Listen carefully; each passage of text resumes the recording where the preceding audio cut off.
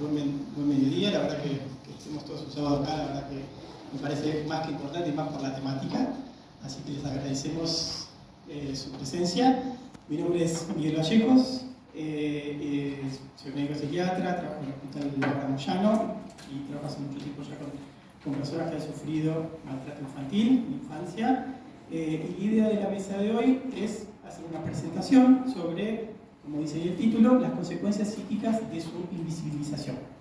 Los distintos disertantes, que me parece que es muy rica si podemos hablar de la interdisciplina de los distintos disertantes que van a estar hoy en la mesa, me parece que van a aportar muchos datos para no solamente la práctica clínica en distintos ámbitos, sino me parece que nos van a ayudar a tomar muchos elementos para el trabajo, no solamente de los que trabajamos en salud mental, sino para entender todo lo que pasa en los medios y toda la información que está surgiendo en relación a esta temática.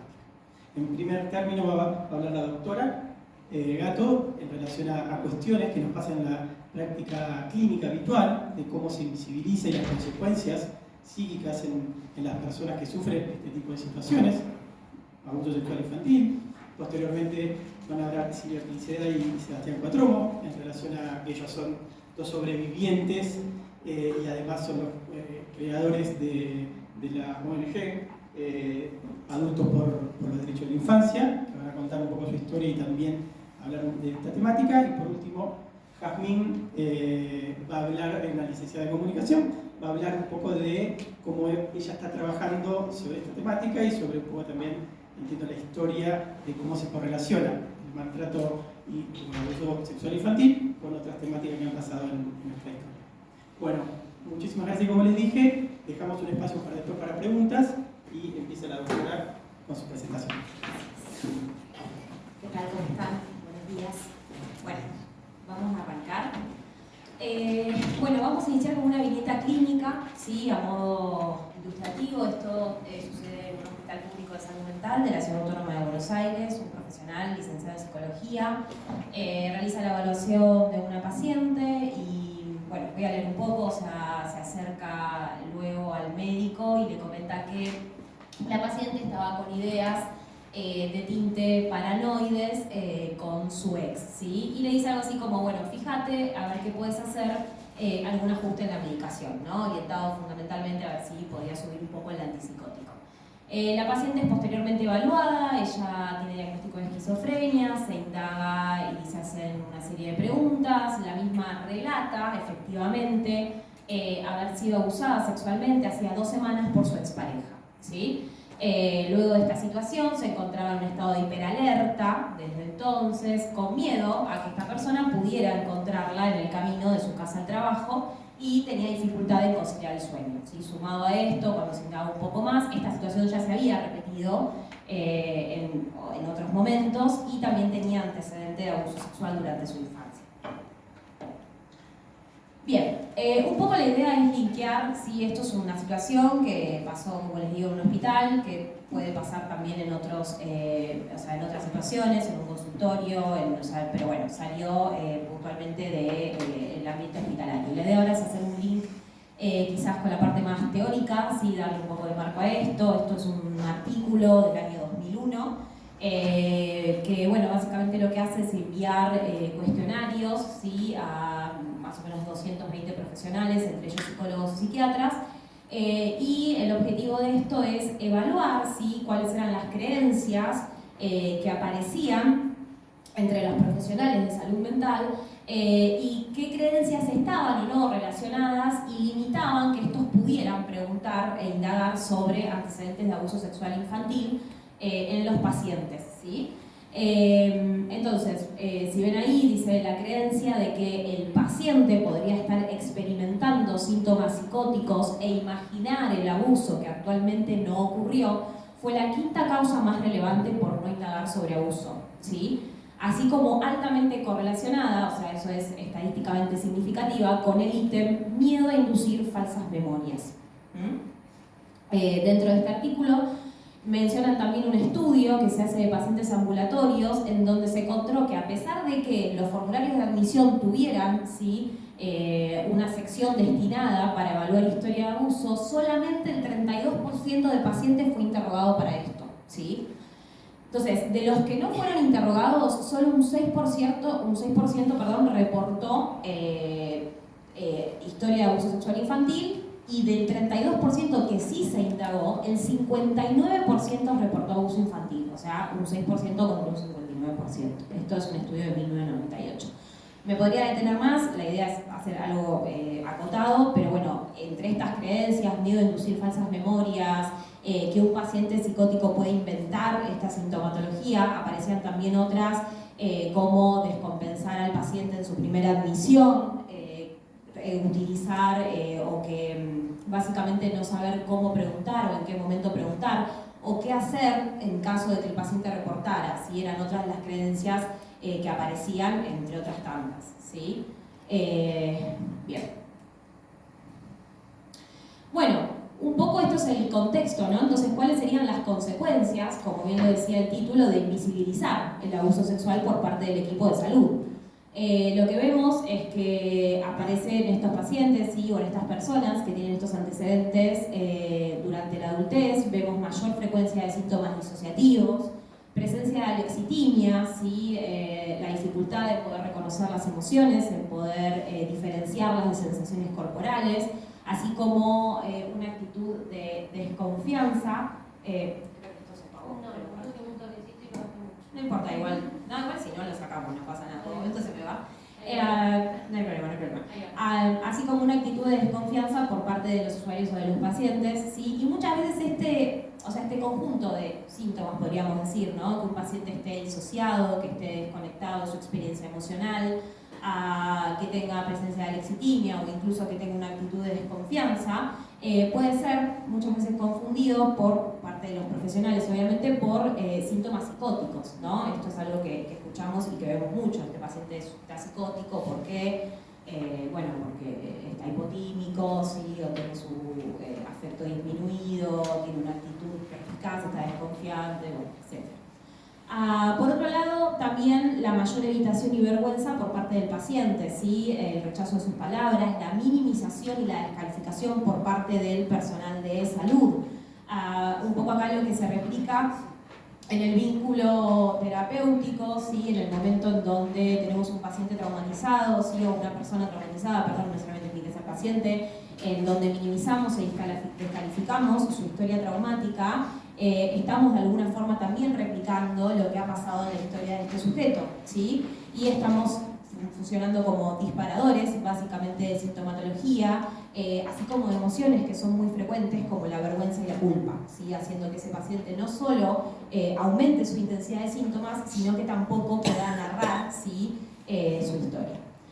Bien, múltiples diagnósticos psiquiátricos no relacionados efectivamente con el abuso sexual y también una falta de terapia focalizada en trauma, viéndose también mayor prescripción de psicofármacos, ¿sí?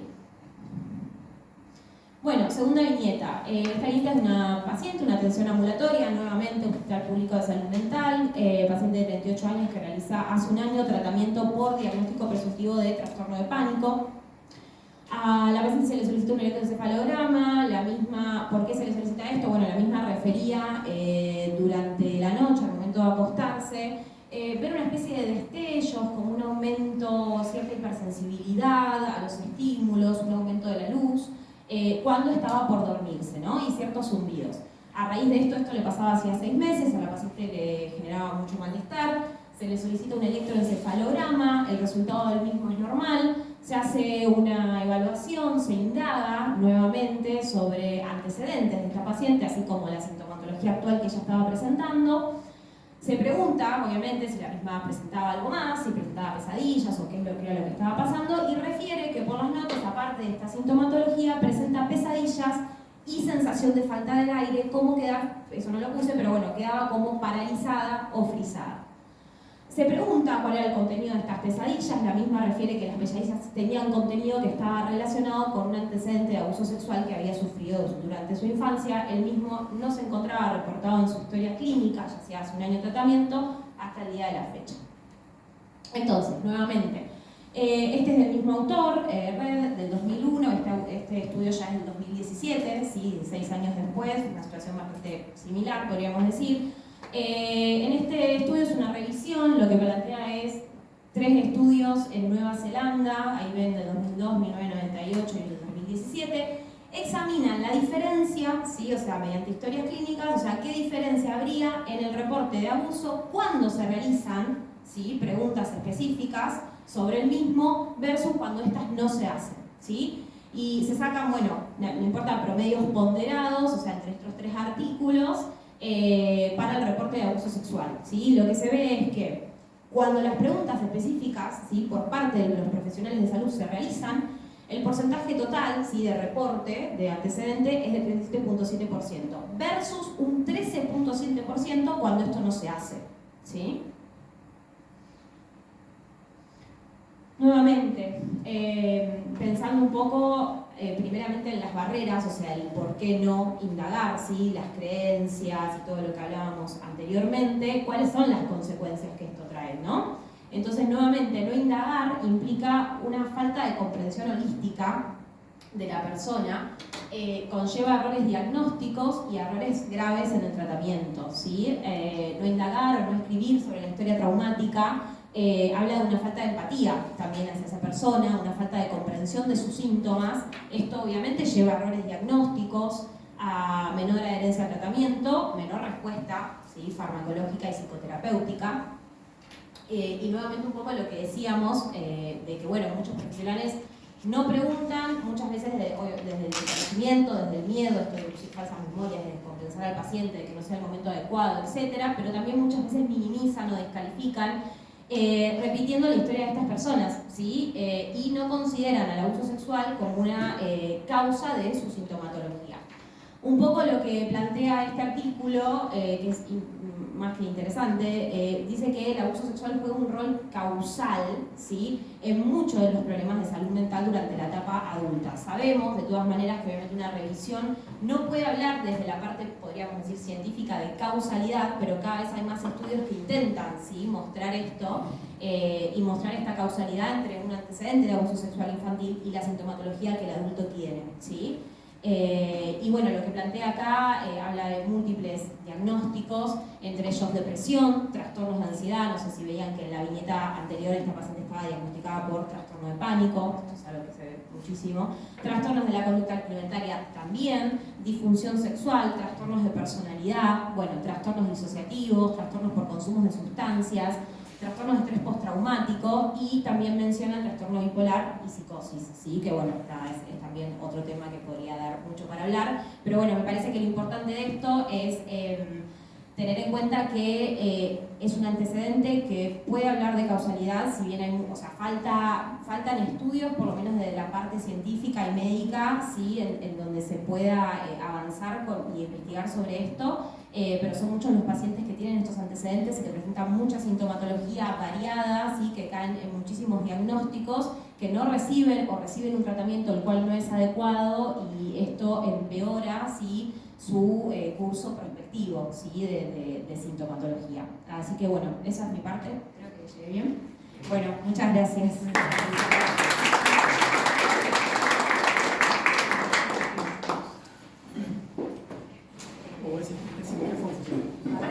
¿Ahí se escucha? ¿Sí? ¿Se escucha ahí bien? Sí. Bueno, mi nombre es Silvia Piceda, un gusto estar hoy acá. Muchísimas gracias, Miguel, por habernos invitado. Es un gusto y es una gran responsabilidad. Como sobreviviente del delito de abuso sexual y fundadora de una asociación civil hace 10 años, y además como mamá que tuvo que salir a proteger a su hija de un progenitor abusador, para mí es muy importante estar acá. ¿Por qué es muy importante? Porque considero que el abuso sexual contra la infancia ha tenido hasta ahora un cómplice magnífico, que ha sido el silenciamiento social, institucional, colectivo. Si los abusadores hoy siguen sosteniendo grandes cómplices, los cómplices están en el silencio, y está en el silencio que mantienen las instituciones que debieran proteger a las víctimas.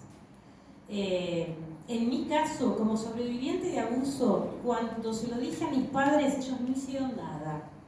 Yo tenía alrededor de 10 años, fui abusada por personas, uno era un primo de mi papá y otro era un compañero de trabajo de mi papá. Yo dentro de mi casa vivía una violencia absoluta. Mi papá era absolutamente violento con mi mamá, con mi hermano, conmigo. Por lo tanto, dentro de mi casa mi mamá no podía protegerme. Y cuando fui abusada afuera, ese hombre que era tan presente, tan patriarcal y tan macho dentro de mi casa, tampoco me protegió por el afuera. Yo tuve la certeza de que a mí no me iba a cuidar nadie.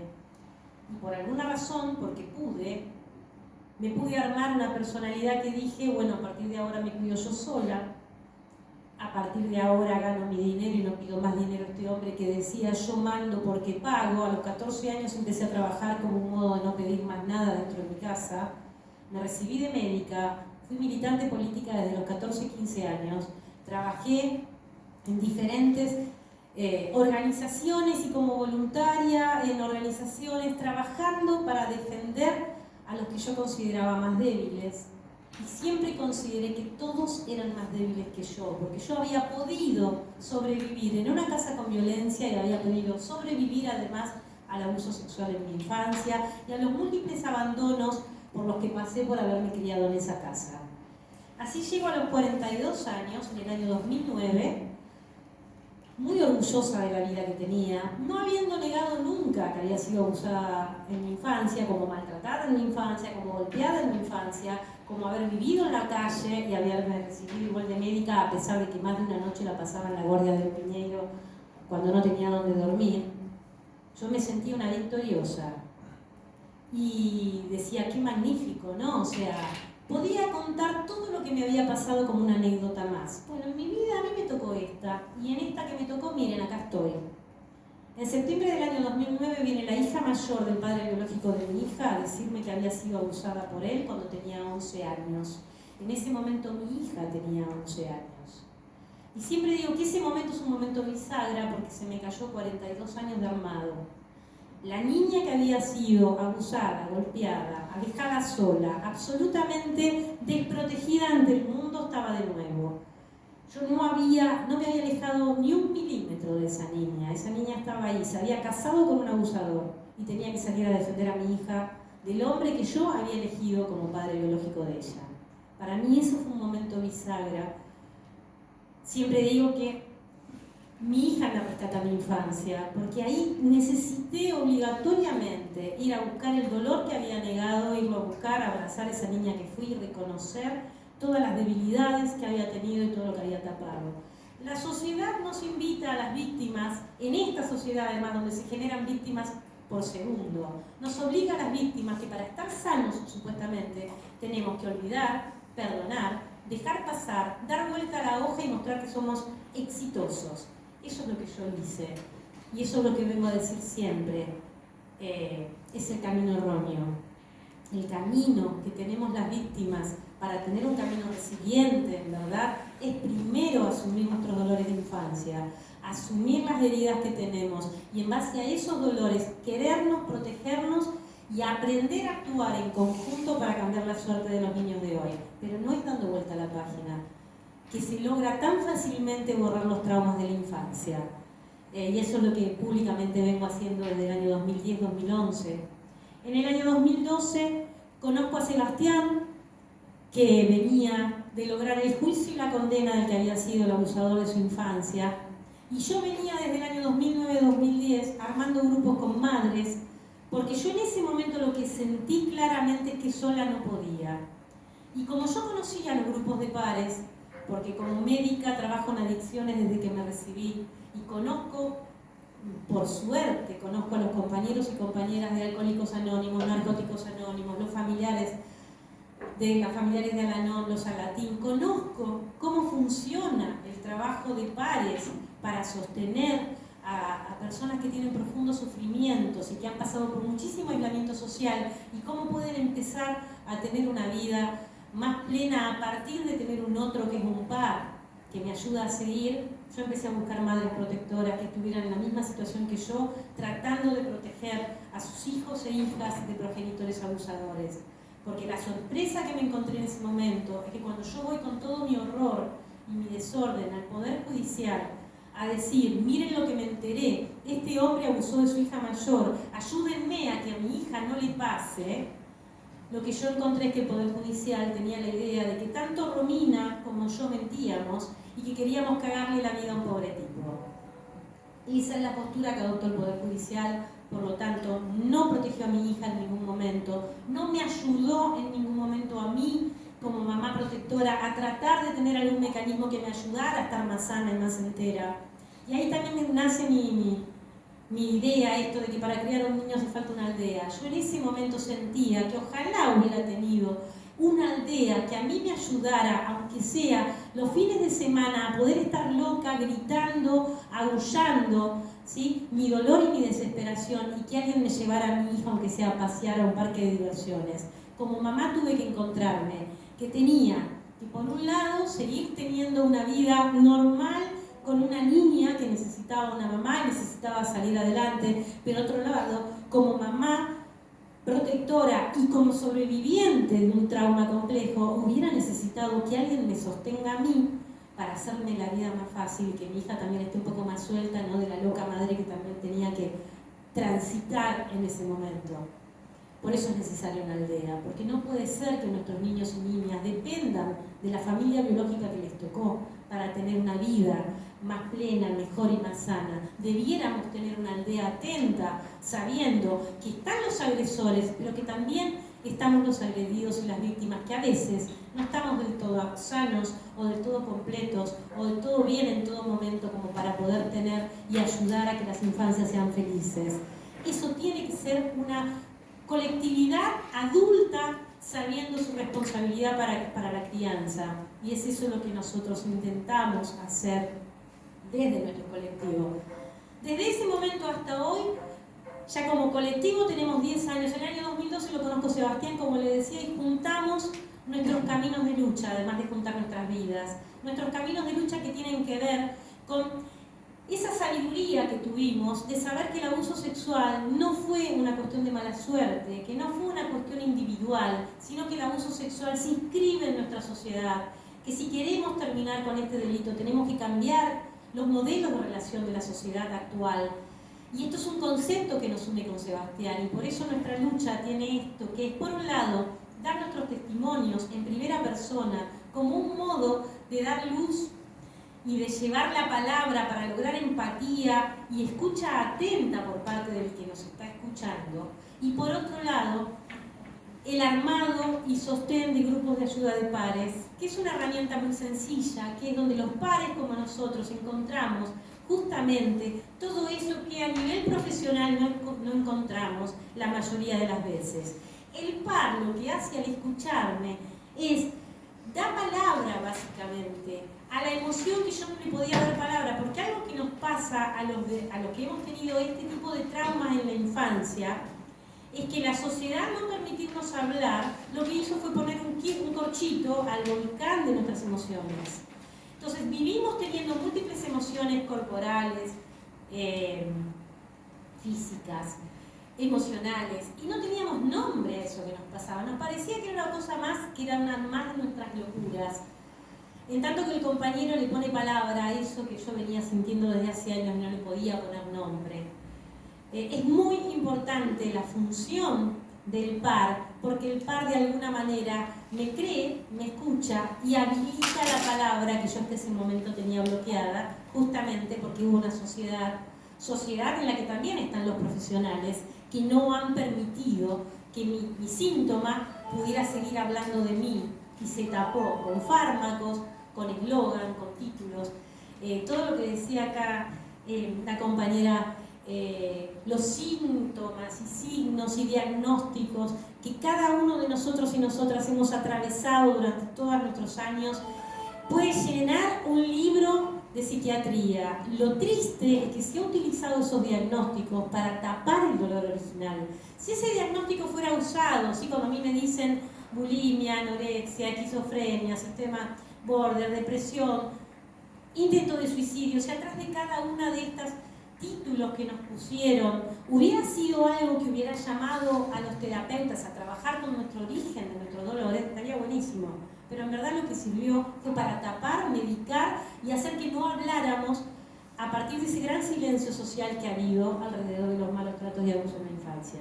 Bueno, ahora dejo hablar a Sebastián y nosotros esperamos en verdad que cada uno de nosotras y nosotros seamos como una gran luz en esta sociedad, sabiendo que las víctimas estamos y que también los agresores están, y que es muy importante empezar a cada uno ponerle su nombre, porque también algo que ha pasado en el silenciamiento es que pareciera como que somos todos iguales, y en esto hay delincuentes absolutos y víctimas absolutas, y esto es importante que la sociedad también lo empiece a saber. Les dejo un abrazo grande, les dejo hablar ahora acá a mi compañero, y muchísimas gracias por estar acá, muchísimas gracias Miguel, y ojalá entre todos y todas podamos cambiar la suerte de la infancia. Gracias.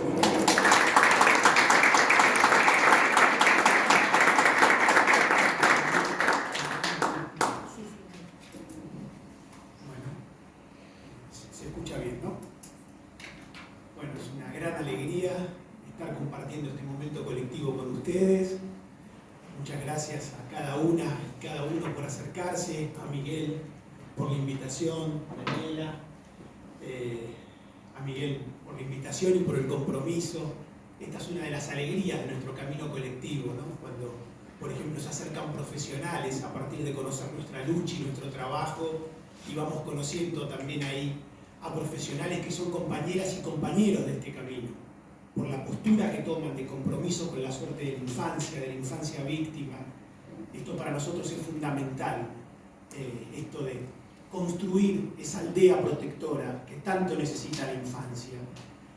Y también es una particular alegría estar compartiendo esta mesa, bueno, perdón, lo hacemos desde hace años por todos lados, con Silvia y con Jazmín, que somos grupo familiar desde el año 2012, porque en aquel momento cuando nos encontramos con Silvia también nos enamoramos y somos pareja desde aquel momento, así que es un particular orgullo estar compartiendo esta mesa hoy con Jazmín, como en otras ocasiones en la que ella nos ha acompañado desde que es mayor de edad en este camino de visibilización pública.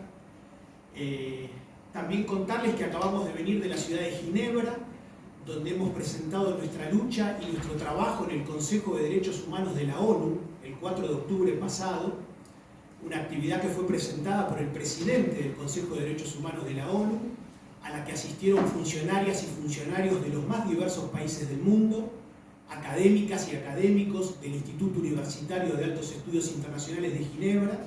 Esa presentación en nuestras redes está completa, ocasión en la que también presentamos internacionalmente a nuestro libro Somos Sobrevivientes, que es un orgullo para nuestra causa. En este libro 8 notables escritoras y escritores argentinos y argentinas como Claudia Boaf, Félix Brusone, Gabriela Cabezón Cámara, Juan Carlos Kramer, Fabián Martínez Icardi, Sergio Holguín, Claudia Piñeiro y Dolores Reyes, un octeto notable de escritoras y escritores. Cuentan 8 historias de quienes integramos Adultos por los Derechos de la Infancia. Es todo un orgullo político y cultural para nuestra lucha este libro que editó Alfaguara, que está en todo el país y que ahora, entre otras cosas, acabamos de presentar internacionalmente en Ginebra. Y me refiero a este escenario internacional que vivimos a principios de este mes con Silvia y con Jazmín, ahí estuvimos los tres también, en dos sentidos. Fue como las experiencias que desde hace 10 años tenemos por todo el país, fue maravillosa. El intercambio con el público, la participación de la gente, que en este caso muchas y muchos eran funcionarias y funcionarios internacionales, digo, al mismo nivel de empatía que se nos da en los pueblos más chicos de nuestro país, en las comunidades más diversas, en este caso en un escenario internacional, eso en clave esperanzadora, y por otro lado, en clave política, institucional, esta visita internacional nuestra hacia algo que nos ratificó es la enorme falta de voluntad política, de conocimiento y compromiso político que hay con respecto a este delito. Nosotros en el Consejo de Derechos Humanos de la ONU lo presentamos como lo que es una violación a los derechos humanos de infancia, que eso es el delito de abuso sexual contra la infancia, y ante nuestra presencia, nuestro relato, nuestro testimonio, embajadoras y embajadores de los más diversos países del mundo, lo que claramente nos admitían es que el tema no está en agenda. Lo mismo que nos sucede a nivel local, a nivel nacional, no es una prioridad política e institucional, así que podríamos decir, valga la redundancia, pero vaya como ratificación del enorme trabajo de lucha y de construcción política y colectiva que tenemos por delante, en este caso por supuesto que es a nivel internacional, donde también por supuesto conocemos a muchas compañeras y compañeros y grupos, pero hay un larguísimo trecho todavía por recorrer en instancias como la de la ONU, donde directrices que hablan de la infancia víctima de abuso sexual datan de ya más de 15 años atrás, y donde no hay ningún instrumento específico, vinculante o no, que puntualmente aborde a la infancia víctima del delito de abuso sexual, que ese es uno de los objetivos puntuales que fuimos a proponerle a la comunidad internacional ahora a principios de octubre en Ginebra. Así que digo, con todo este derrotero de lucha, y para tratar de cerrar y sintetizar mi participación de hoy antes de darle el paso a Jazmín, lo que habíamos pensado es, puntualmente con Silvia me decía, bueno, trata de centrarte en algún matiz de tu testimonio, en tu experiencia como varón.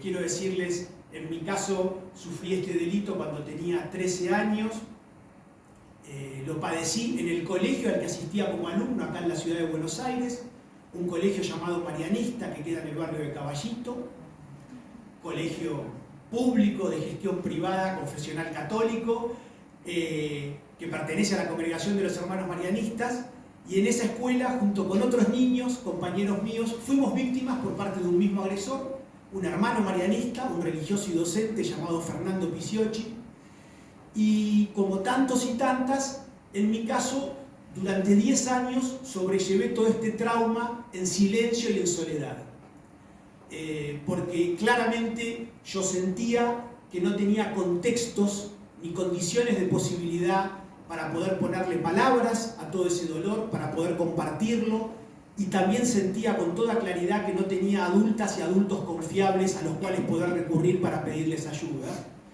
Y esto pese a que yo vivía en una casa compuesta por mamá, papá y hermanas, ahí en el barrio de Caballito, y una casa y familia en la que también estaban muy presentes abuelas, abuelos, tías, tíos, bisabuelas y bisabuelos.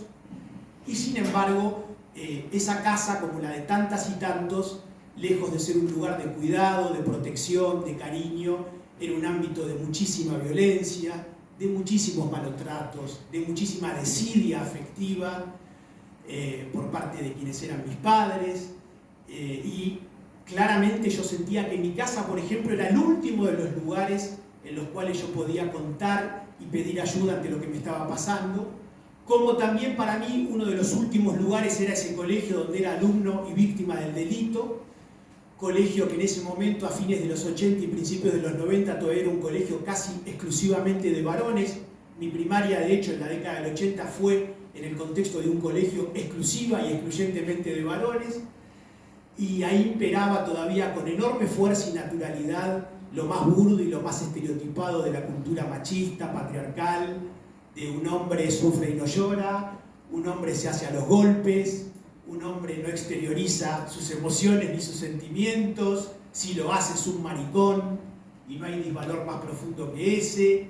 Ahí todavía, en ese caso en particular, tenía mucha fuerza la presencia de hermanos marianistas españoles que se habían formado en la España de Francisco Franco, y tenía mucha naturalidad ahí, entre otras cosas, aquello de la letra con sangre entra, los castigos físicos, las sanciones disciplinarias a través del cuerpo, y esto era legitimado por el conjunto de las familias, entre ellos la mía, que elegían a este colegio para mandarnos como alumnos. De todo eso, más de 20 años después, a mis 36 años de edad, y tras una odisea de lucha en búsqueda de reparación y justicia, logré dar cuenta en un juicio oral y público que tuvo lugar acá en la ciudad de Buenos Aires en el año 2012, en la Justicia Nacional, que terminó con la condena de quien había sido mi abusador más de 20 años atrás en aquel colegio marianista, el ahora ex hermano marianista Fernando Pisiocchi, a 12 años de cárcel por el delito de corrupción de menores calificada reiterada. Y fue en ocasión de ese juicio oral y público del 2012 cuando hice pública mi historia por primera vez, haciendo notas con distintos medios periodísticos, con la convicción y con el sueño y con el anhelo de que mi historia pudiera servirle a los demás, pudiera tener un sentido de trascendencia pública, colectiva, político. Y lo cierto fue que desde la primera vez que empecé a hacer una nota compartiendo mi historia, hace ya más de 10 años, empecé a recibir como devolución mensajes de personas de todas partes que al verme y al escucharme se contactaban conmigo para compartir sus propias historias de victimización en la infancia o sus historias en el presente luchando por acompañar y defender a niñas y niños víctimas.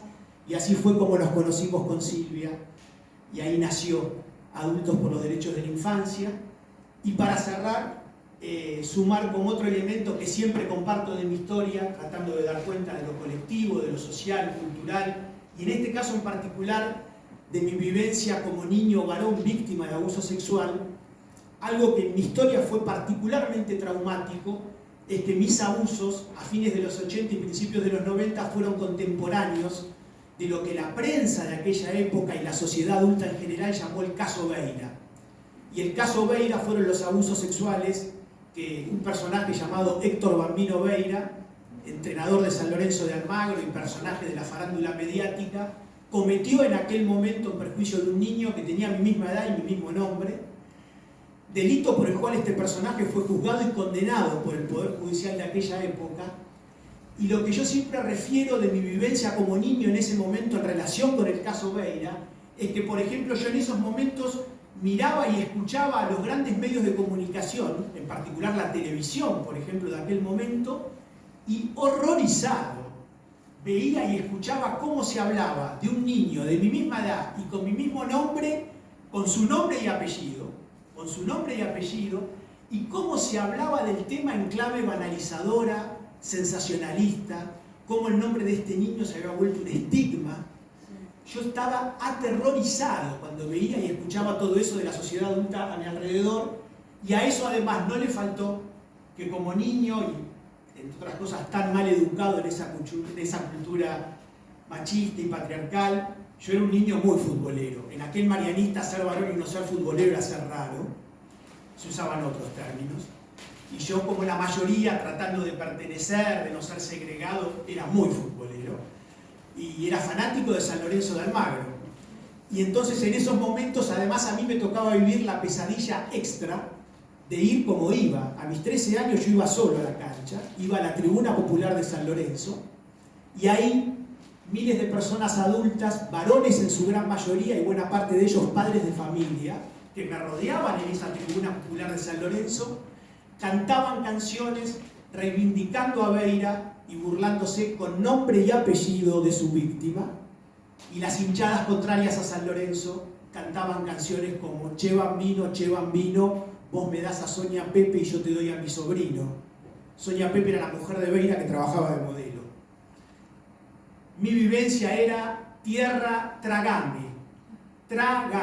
Si yo hago algo, si intento hacer algo con lo que me está pasando, ya no mi familia, ya no el colegio marianista, sino este mundo, esta sociedad adulta que me rodea, me va a destruir. Esa era mi convicción a mis 13 años en aquella ciudad de Buenos Aires, sobrellevando este trauma de ser víctima de abuso sexual en silencio y en soledad. Y entiendo que en honor a la brevedad voy a cerrar acá diciéndoles que ya en este camino público y colectivo que empecé a los 36 años, no dejamos de sorprendernos nunca cómo en nuestro grupo muchas veces hasta participan más varones que mujeres, por el hecho maravilloso de que varones de las más diversas generaciones y de los más diversos lugares sociales, culturales y geográficos, al verme y al escucharme, sienten que ellos también pueden empezar a compartir los abusos de los cuales fueron víctimas en su infancia. Esa daría para otro desarrollo. Es una experiencia extraordinariamente rica como matiz en nuestro colectivo, la que vivimos con varones, reitero, de las más diversas generaciones que han sido víctimas de abuso. Así que es una gran alegría estar compartiendo este momento. Muchas gracias.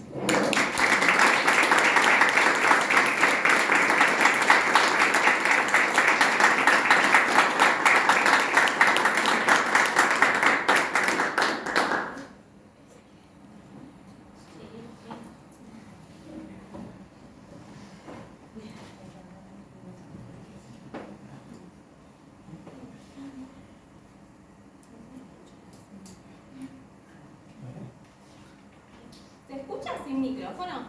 Sí. Está bien. Bueno, voy a hablar sin micrófono. Bueno, primero, muchas gracias por la invitación.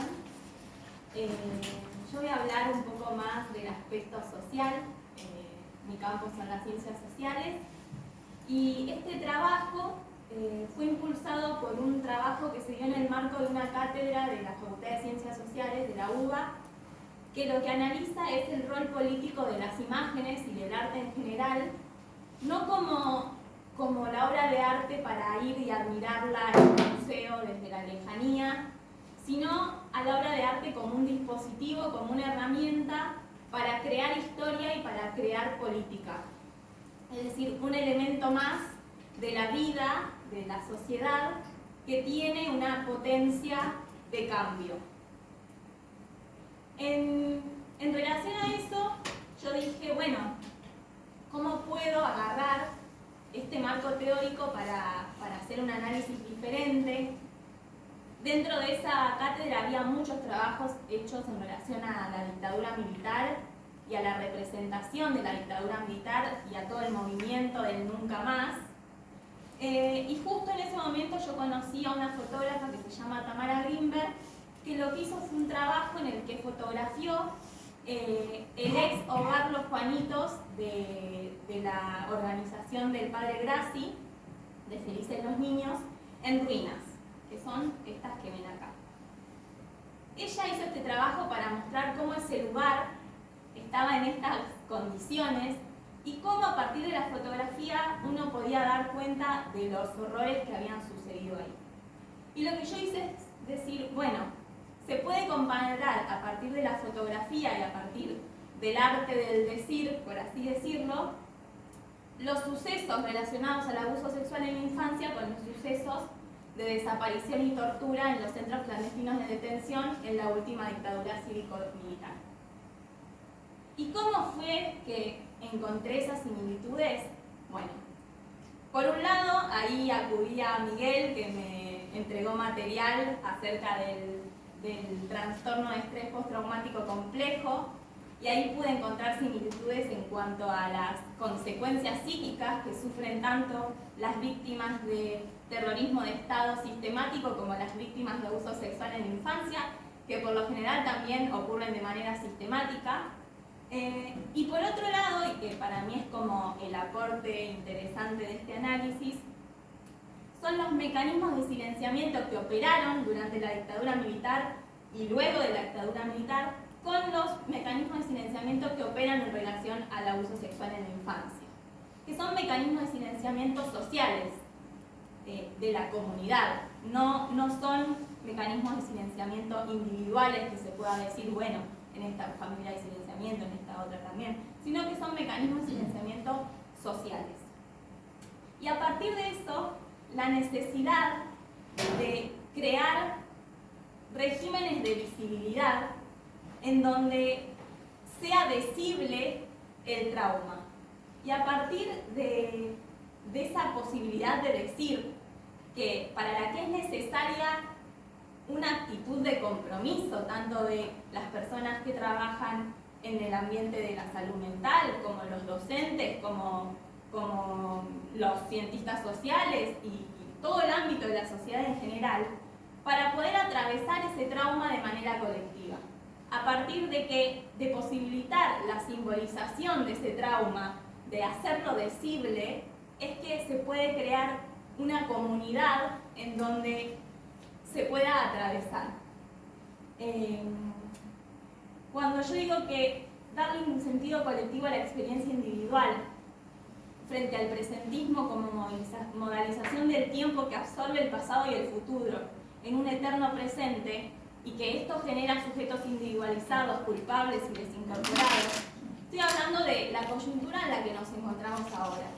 Una coyuntura que se viene forjando desde hace años y años, y se puede relacionar con los modelos de relación del capitalismo, por ejemplo, que lo que hacen es crear una sensación y crear sujetos que se sienten interpelados por un tiempo absolutamente presente, con la incapacidad de pensar en un pasado, porque el pasado ya pasó, listo, lo tenés que dejar atrás.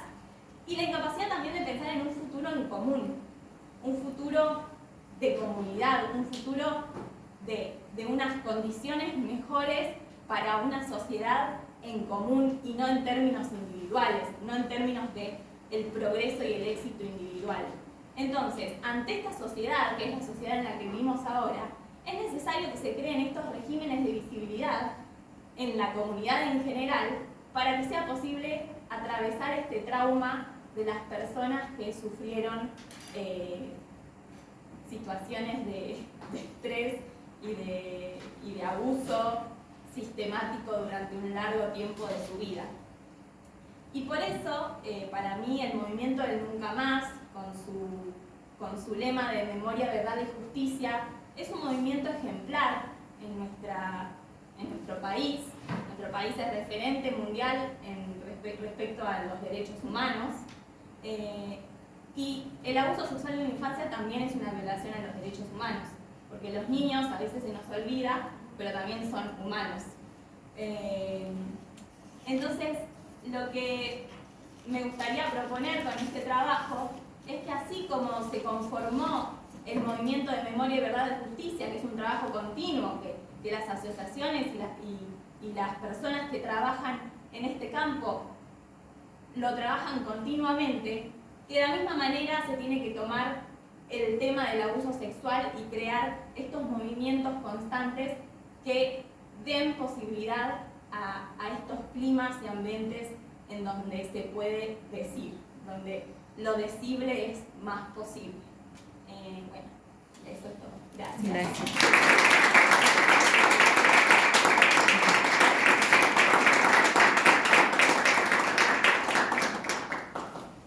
Y ahora queda tiempo para charlar, para compartir, para contestar preguntas. Siempre nuestro modo es que haya lugar y tiempo para el intercambio. Así que bueno, acá estamos. Muchas gracias.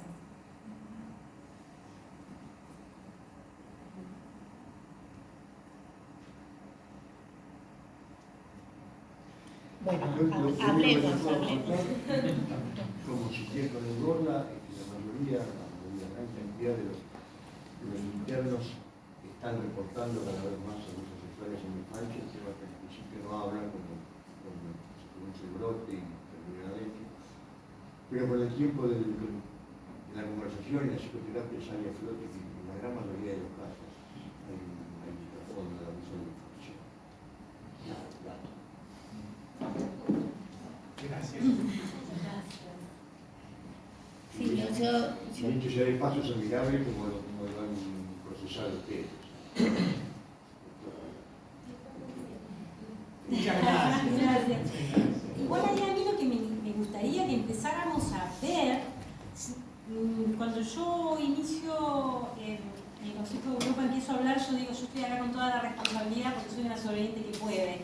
Yo sé que hay millones de compañeras y compañeros nuestros que no pueden estar hablando de esto. Por eso nosotros tomamos con tanta responsabilidad el poder. Lo que sería bueno es empezar a ver las herramientas que tenemos como sociedad para poder generar mecanismos de resiliencia. Nosotros sabemos que la resiliencia también se educa, se multiplica, se enseña. Nosotros sabemos qué cosas han hecho bien en nuestra vida y han impactado para que podamos hoy estar acá con ustedes hablando de esto y teniendo la idea de un mundo mejor. Y que en mí por lo menos no ganaron las ideas suicidas que tenía a los 20. O sea, algo hubo en mí que se pudo generar y que no me maté a los 20 y por eso estoy acá. Muchos compañeros no lo pudieron hacer. Sería bueno esto también, empezar a ver qué herramientas tenemos en la sociedad para favorecer la resiliencia de los heridos.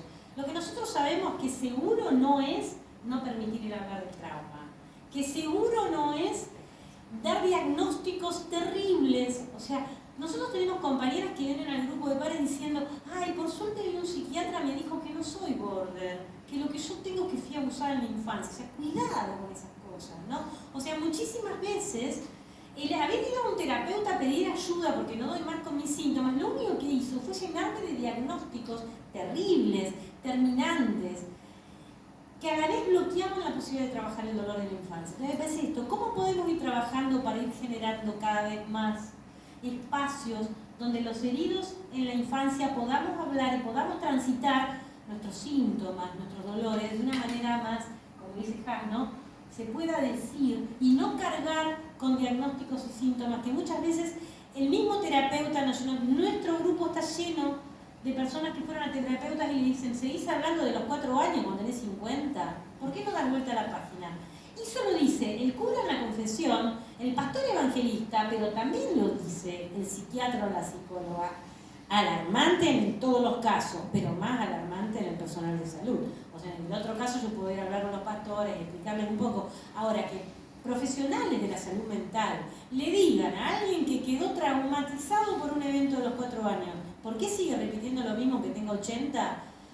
Realmente habla muy mal de las personas que trabajan en salud mental. Esas cosas, por eso, a mí me parece que hay que empezarnos cada uno a preguntar desde nuestro lugar cómo podemos aprender a compartir herramientas de resiliencia y hacernos más fácil la vida a los que tuvimos heridas. Porque además yo estoy convencida de que somos muchos, no creo solamente que el 20% de la población hemos sufrido abuso sexual en la infancia, ese somos el 20%. Si vamos a golpes y malos tratos se lleva el 70%. O sea, yo dudo de la infancia feliz que nos gusta proclamar. Es mi primer concepto. Yo creo que básicamente fuimos criados en una sociedad con gente que estaba bastante loca, que nos crió lo mejor que pudo, de lo cual salimos nosotros también bastante locos, y que no casualmente estamos en un planeta que está al borde de la extinción, o sea, una especie que está a punto de llevar al planeta que lo cobija al final. No me parece casual, no me parece que eso salga de infancias felices, de infancias empáticas. Esto se sabe, esto cuando uno va a estudiar y estudia sobre trauma y estudia sobre agresores, se sabe, pero tenemos la gran dificultad de asumirlo y salir a cambiar esta realidad para los chicos de hoy. Y para mí en eso estamos todos, los sobrevivientes, pero los que trabajan en salud mental tienen realmente la responsabilidad de revisar su marco teórico. Yo en un momento fui a la psicóloga mía, en su momento cuando yo iba a la psicóloga, estando ya separada del padre biológico de mi hija, y yo veía muchas cosas raras en el modo de vincularse de este hombre hacia mi hija, y esta psicóloga me decía que yo era una madre celosa, que le molestaba, que yo estaba viendo que un papá tenía un vínculo particular con su hija. Términos de psicóloga. Años después, cuando tuve que asumir que era un abusador, volví a esta psicóloga y le dije, tenés que revisar tu marco teórico, porque yo no vi a un abusador, pero vos tampoco. Esto es importante, hay que revisar los marcos teóricos. Porque por eso, los agresores y las víctimas estamos todo el tiempo pasando por todos los consultorios. Y los diagnósticos tardan mucho en hacerse. O sea, acá hay que tomar la responsabilidad que cada uno tiene de su lugar de poder. Bueno, yo ahora siguió la cosa, pero cuando recién terminaron de hablar, nosotros los escuchas hicimos un silencio profundo. Hablo por mí, es impactante ver esta declaración en primera persona y muy valiosa de lo que hacen y de lo que pueden decir. Yo tengo casi 80 años y he estado mucho en hospitales, en terapias, en cosas, y he visto todo esto que ustedes mencionan del ocultamiento, el silenciamiento y el ninguneo del tema, ¿no? Como, bueno, en el interior, por ejemplo, era común que el padre, cuando la madre ya estaba vieja, tuviera hijos con la primera hija. No es tan grave, bueno, es una cosa que pasó. Lo he escuchado y lo he visto mucho, después eso se silenció porque no estaba bien visto, pero sí es muy difícil identificarse con ese tipo de dolor del paciente, porque está la cosa personal. En todas estas dificultades que ustedes mencionaron, está la historia personal del terapeuta. Y eso donde mi viejo maestro Goldenberg decía que era impresionante que nosotros tuviéramos una terapia personal, que no se puede ir a atender sin saber quién es uno y qué le pasó y cómo se para frente a ciertos temas.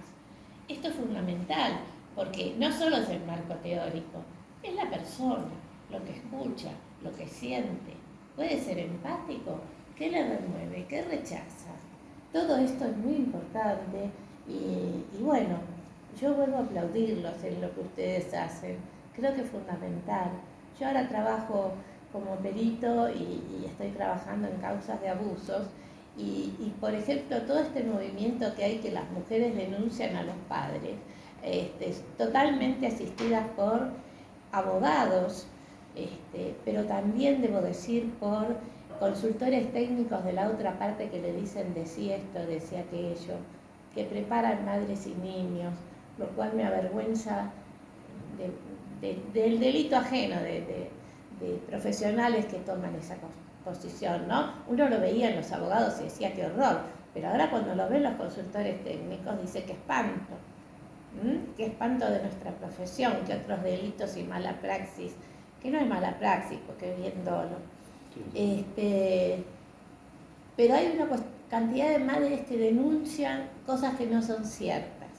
Y si bien estábamos acostumbrados que el hombre era el agresor, la mujer acusa para tener cuestiones en el dinero o en esa falsa idea de que no lo vas a ver más, que era una amenaza de antes, ahora se lo da la justicia.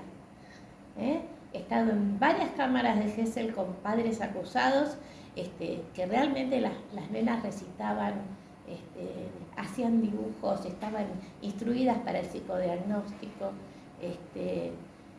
Es doloroso ver eso. Esto no quiere decir que los padres no abusen, por favor, pero quiero decir que está surgiendo otra cosa que también tenemos que estar alertas, el uso delictual de esta acusación. Y lo mal vista que estamos las mujeres que decimos esto, Así que bueno, dejo todas estas inquietudes que me surgieron de la valiente exposición de ustedes, que agradezco nuevamente. Y eso es la contracara, ¿no? Hoy en día, cuando vos decías que la condición que dio Bolivia, eso fue año 2009-2010. ya estaba el péndulo volviéndose para el otro lado. Hoy en día, por lo que me cuenta la gente Cambió. del territorio, cambió. Totalmente. Ahora Cambió todas las mujeres son completamente, santas, todos los hombres son Y lo que dice acá la doctora está ocurriendo muy a menudo. Es decir, mujeres Nosotros- preparadas por psicólogos y por profesionales para ir a acusar al marido de barbaridades que el tipo no cometió. Sí, en diciembre va a haber un congreso que se llama BAC Internacional que va a hablar de backlash. En verdad nosotros, yo como mamá protectora, a mí en el juzgado también me decían que éramos dos locas queriéndole cagar la vida a un pobre tipo. El concepto de backlash, de denuncia falsa, la funda de alguna manera Richard Gardner como perito, como médico y perito de Woody Allen. Miren la época que tiene, años 80, donde se decía... Alienación Alienación parental. Claro, Claro, el backlash es el síndrome de parental. alienación Pero el síndrome de parental. alienación parental, este invento, o sea, lo que a nosotros nos parece importante es, volvamos a los números, 20% de la población sufre abuso sexual en la infancia, más del 90% intrafamiliarmente. Nosotros calculamos que el 50% incestuoso. De cada 10 personas que conozco, 2 sufrieron abuso o están sufriendo y una de manera incestuosa. ¿Qué pasaba? En mi época las mamás no denunciábamos. Hoy las mamás empezamos a denunciar. Cuando empieza a haber mamás que denunciamos, empieza a haber la teoría de que hay denuncias falsas. Lo que nosotros consideramos es que ante cualquier denuncia hay que poner luz y reflectores. Así es. ¿Qué es lo que ha hecho contrariamente la sociedad hasta ahora? Luz y reflectores sobre la denuncia. En todos estos años, 10 años de recorrer el país, acompañando causas, nunca vimos una denuncia falsa. Nunca. Lo que siempre vimos fue tanto mamás como papás protectores luchando desesperadamente y del otro lado siempre diciendo que la denuncia es falsa. Y siempre diciendo que el niño o niña habla inducido. O sea que en esto me parece como que nosotros, ¿qué decimos? Como sobrevivientes del delito de abuso, salimos a hablar de nuestros abusos para dar voz a los niños que hoy se está diciendo que no pueden hablar o no son escuchados, pero básicamente tenemos que saber que el abuso sexual existe y que la mayoría de los agresores son los varones, porque dentro del patriarcado los varones son los que ejercen mayor violencia y son la mayor cantidad de agresores, eso no quita de que también no haya mujeres agresoras, que es algo que nosotros, o sea, todo el tiempo podemos dar fe porque tenemos muchísimos compañeros y compañeras. Es más, si después entran a nuestra página van a fijarse que hay un manifiesto donde decimos nos declaramos ministas, en el cual hablamos de que si nosotros nos paramos desde el minismo, los niños y niñas pueden ser agredidos por cualquier adulto, no importa el género. Y eso surgió a partir de la lucha en defensa de un papá protector, que es una causa emblemática, que es la causa Pirámides, que es una de las historias del libro, en las cuales un papá protector sale a defender a su hijo a partir de que el niño cuenta que está siendo agredido por su mamá biológica y por la pareja de su mamá biológica. Estas dos personas fueron condenadas por el Poder Judicial, pero salieron a ser defendidas por movimientos de derechos humanos, movimientos feministas y la misma opinión pública de Pirámides, diciendo que las mamás es imposible que agredamos, que las mujeres no somos agresoras. Y en este caso utilizando este síndrome de alienación parental, diciendo que el niño hablaba convencido por un padre rencoroso, y en verdad nosotros sabemos, es un papá protector defendiendo a un niño que salió a hablar. Así que bueno, eso nos parece re importante. Si nos paramos desde el niño, todas estas cosas de falsa denuncia, no denuncia, se resuelven muchísimo, porque desde la infancia sabemos que los niños y niñas pueden ser agredidos por cualquier adulto, pero nos parece ahí también hay que redoblar la responsabilidad de los profesionales y aprender a mirar a los niños y niñas y aprender a mirar al adulto también protector, que también tenemos lo nuestro y que también podemos ser ayudados. Así que bueno, nos parece muy importante eso y muchísimas gracias por estar acá y ojalá esto sea un inicio y una continuación de un compromiso serio y genuino con esta grave violación de los derechos humanos.